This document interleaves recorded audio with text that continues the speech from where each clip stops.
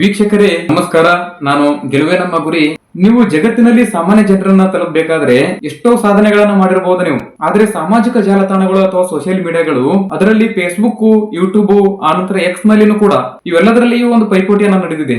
ಯಾಕಂದ್ರೆ ಇಡೀ ವಿಶ್ವದಲ್ಲಿನೇ ನಟ ನಟಿಯರು, ಆನಂತರ ಕ್ರೀಡಾಪಟುಗಳು, ಕೆಲವೊಂದಿಷ್ಟು ಪ್ರಮುಖವಾದಂತ ಸರ್ವೋಚ್ಚ ಸ್ಥಾನದಲ್ಲಿರುವಂತ ಪ್ರಮುಖವಾದಂತ ಪ್ರಸಿದ್ಧಿ ಮತ್ತು ಆನಂತರ ರಾಜಕಾರಣಿಗಳು ಆಗಿರಬಹುದು, ಇವೆಲ್ಲ ಸ್ಪರ್ಧಿಗಳ ಒಂದು ಹೆಸರನ್ನ ಕೂಡ ಕೇಳಿ ಬರ್ತಾ ಇದೆ. ಇವೆಲ್ಲದರಲ್ಲಿಯೂ 30 ಕೋಟಿಗಳಷ್ಟು ವೀಕ್ಷಣೆಯನ್ನ ಕಂಡಿದೆ.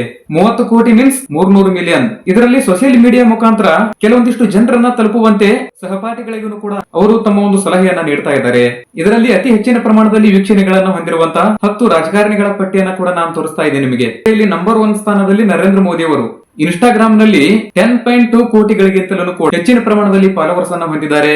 ಅನಂತರ ಎಕ್ಸ್ ನಲ್ಲಿ ವೈಯಕ್ತಿಕವಾದಂತ ತಮ್ಮ ಒಂದು ಅಕೌಂಟ್ ನಲ್ಲಿ 107 ಮಿಲಿಯನ್, PMO ಅಕೌಂಟ್ ನಲ್ಲಿ 37 ಮಿಲಿಯನ್, ಆನಂತರ ಯೂಟ್ಯೂಬ್ ನಲ್ಲಿ 2 ಕೋಟಿಗಿಂತ ಹೆಚ್ಚಿನ ಪ್ರಮಾಣದಲ್ಲಿ ಚಂದಾದಾರರನ್ನ ದಾಟಿದಂತ ಮೊದಲ ಜಾಗತಿಕ ನಾಯಕ. ಒಟ್ಟು ವೀಕ್ಷಣೆಗಳು ಎಷ್ಟಪ್ಪ ಅಂದ್ರೆ ಶತಕೋಟಿಯಷ್ಟು ದಾಖಲೆಯನ್ನ ಕೂಡ ಮಾಡಿದ್ದಾರೆ ನಮ್ಮ ನರೇಂದ್ರ ಮೋದಿ ಅವರು. ಆದ್ರೆ ಫೇಸ್ಬುಕ್ ನಲ್ಲಿ ಅವರ ಒಂದು ಪ್ರಾಥಮಿಕವಾದಂತ ಪುಟದಲ್ಲಿ 6 ಕೋಟಿಗಿಂತ ಹೆಚ್ಚಿನ ಪ್ರಮಾಣದಲ್ಲಿ ಒಂದು ಫಾಲೋವರ್ಸ್ ಅನ್ನ ಕೂಡ ಹೊಂದಿದ್ದಾರೆ. ಯಾಕಂದ್ರೆ ಒಟ್ಟಾರೆಯಾಗಿ 32 ಕೋಟಿಗಿಂತಲೂ ಹೆಚ್ಚಿನ ಪ್ರಮಾಣದಲ್ಲಿ ಈ ನರೇಂದ್ರ ಮೋದಿ ಅವರಿಗೆ ಫಾಲೋವರ್ಸ್ ಇದ್ದಾರೆ. ಆನಂತರ 2ನೇ ಸ್ಥಾನದಲ್ಲಿ ಡೊನಾಲ್ಡ್ ಟ್ರಂಪ್ ರವರು ಇನ್ಸ್ಟಾಗ್ರಾಮ್ ಮತ್ತು ಎಕ್ಸ್ ನಲ್ಲಿ 11 ಕೋಟಿಗಳಷ್ಟು ಫಾಲೋವರ್ಸ್. ಆನಂತರ ಟ್ರೂತ್ ಸೋಷಿಯಲ್ ಅನ್ನ ಆರಂಭಿಸಿರುವಂತ ನಮ್ಮ ಟ್ರಂಪ್ ರವರದು ಸ್ವಂತ ಸೋಷಿಯಲ್ ಮೀಡಿಯಾ ಇದು. ಇಲ್ಲಿ 1.29 ಕೋಟಿಗಳಷ್ಟು ಫಾಲೋವರ್ಸ್ ಇದ್ದಾರೆ. ಆನಂತರ 3ನೇ ಸ್ಥಾನದಲ್ಲಿ ಬರಾಕ್ ಒಬಾಮಾ. ಇವರು ಯಾರಪ್ಪ ಅಂದ್ರೆ ಅಮೆರಿಕದ ಮಾಜಿ ಅಧ್ಯಕ್ಷರು. ಇವರ ಇನ್ಸ್ಟಾಗ್ರಾಮ್ ನಲ್ಲಿ 4.3 ಕೋಟಿಗಳಷ್ಟು ಫಾಲೋವರ್ಸ್ ಇದ್ದಾರೆ.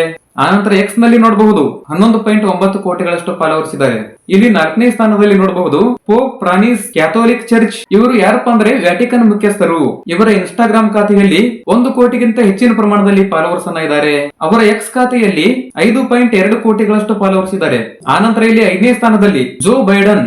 ಇವರು ಅಮೆರಿಕ ದೇಶದ ನಿಕಟಪೂರ್ವ ಅಧ್ಯಕ್ಷರು. ಇವರ ಇನ್ಸ್ಟಾಗ್ರಾಮ್ ಖಾತೆಯಲ್ಲಿ 1.6 ಕೋಟಿಗಳಷ್ಟು ಫಾಲೋವರ್ಸ್ ಅನ್ನು ಪಡ್ಕೊಂಡಿದ್ದಾರೆ. ನಂತರ ಎಕ್ಸ್ ಖಾತೆಯಲ್ಲಿ ನೋಡಬಹುದು 3.82 ಕೋಟಿಗಳಷ್ಟು ಫಾಲೋವರ್ಸ್ ಇದ್ದಾರೆ. ಅದರಂತೆ ಯೂಟ್ಯೂಬ್ ನಲ್ಲಿ 7 ಲಕ್ಷ ಫಾಲೋವರ್ಸ್ ಇದ್ದಾರೆ. ಫೇಸ್ಬುಕ್ ನಲ್ಲಿ ನೋಡಬೇಕು 2.22 ಕೋಟಿಗಳಷ್ಟು ಫಾಲೋವರ್ಸ್ ಅನ್ನು ಪಡ್ಕೊಂಡಿದ್ದಾರೆ. ಅನಂತರ 6ನೇ ಸ್ಥಾನದಲ್ಲಿ ಲೂಯಿಸ್ ಇನಾಸಿಲೋ ಲುಲಾ ಸಿನ್ವಾ. ಇವರು ಬ್ರೆಜಿಲ್ ನ ಅಧ್ಯಕ್ಷರು. ಇವರ ಇನ್ಸ್ಟಾಗ್ರಾಮ್ ಖಾತೆಯಲ್ಲಿ 1.44 ಕೋಟಿಗಳಷ್ಟು ಫಾಲೋವರ್ಸ್ ಅನ್ನು ಪಡ್ಕೊಂಡಿದ್ದಾರೆ.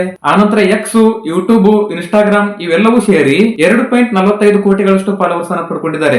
ಆನಂತರ 8ನೇ ಸ್ಥಾನದಲ್ಲಿ ನೋಡಬಹುದು ರಿಸೆಪ್ ತೊಯಪ್ ಎರ್ಡೋಗನ್ ಎನ್ನುವರು. ಇವರು ಯಾರಪ್ಪ ಅಂದ್ರೆ ಟರ್ಕಿ ದೇಶದ ಅಧ್ಯಕ್ಷರು. ಇವರ ಇನ್ಸ್ಟಾಗ್ರಾಮ್ ಖಾತೆಯಲ್ಲಿ 1.15 ಕೋಟಿಗಳಷ್ಟು ಫಾಲೋವರ್ಸ್ ಅನ್ನು ಪಡ್ಕೊಂಡಿದ್ದಾರೆ. ಆನಂತರ ಎಕ್ಸ್ ಖಾತೆಯಲ್ಲಿ 2.26 ಕೋಟಿಗಳಷ್ಟು ಫಾಲೋವರ್ಸ್ ಇದ್ದಾರೆ. ಫೇಸ್ಬುಕ್ ಅಲ್ಲಿ 1.03 ಕೋಟಿಗಳಷ್ಟು ಫಾಲೋವರ್ಸ್ ಇದ್ದಾರೆ. ಯಾಕಂದ್ರೆ ಇದು ಡಿಜಿಟಲ್ ಯುಗ, ಇದು ಕಲಿಯುಗ. ಎಲ್ಲಾ ಜನರು ಕೂಡ ಕಲಿಬೇಕು.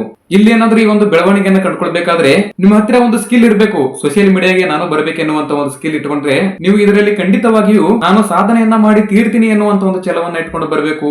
ಅದಕ್ಕೆ ಮುಂದೆ ಯಾವಾಗ ಪ್ರತಿಫಲ ಸಿಗುತ್ತೆ ಎನ್ನುವುದು ನಿಶ್ಚಿತವಾದಂತ ಒಂದು ಮಾರ್ಗದರ್ಶನವನ್ನ ಇದ್ದೇ ಇರುತ್ತೆ. ಮುಂದಿನ ಒಂದು ಮಾಹಿತಿಯಲ್ಲಿ ಮತ್ತೆ ಸಿಗ್ತೀನಿ. ಎಲ್ಲರಿಗೂ ಧನ್ಯವಾದ.